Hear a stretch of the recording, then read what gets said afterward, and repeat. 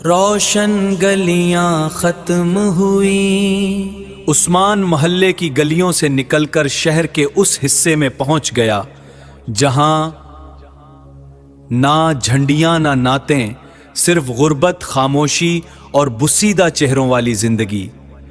گویا کہ شہر کے اس حصے میں رحمت العالمین کا کوئی جلوہ برپا نہ تھا،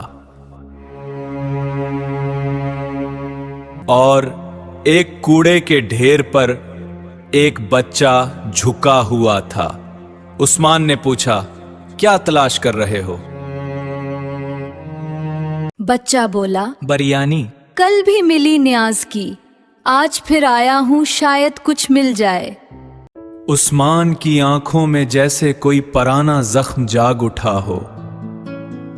پاس ہی ایک عورت تھی، سر پر میلی سی چادر، آنکھوں میں تھکن اور چہرے پر غربت کی شکستگی۔ صاحب، ہم بھی میلاد مناتے ہیں، وہ بولی اور چپ ہو گئی۔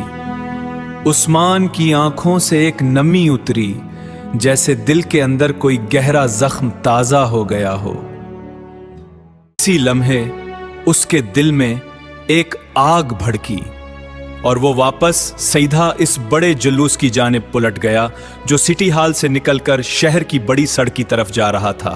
لوگوں کے ہاتھوں میں سبز پرچم تھے، زبانوں پر نعرے اور چہبی جوش۔ عثمان نے دونوں ہاتھ فضا میں بلند کیے اور بلند آواز میں پکارا، یہ کیسا جشن ہے! وہ نبی جو بھوکوں کے لیے روتا تھا، تم اس کے میلاد میں بھوکوں کو ہی بھول بیٹھے۔ تمہارے دسترخوان چمکتے ہیں اور تمہارے شہر کے لاچار لوگ کچرے سے کھانا تلاش کر رہے ہیں۔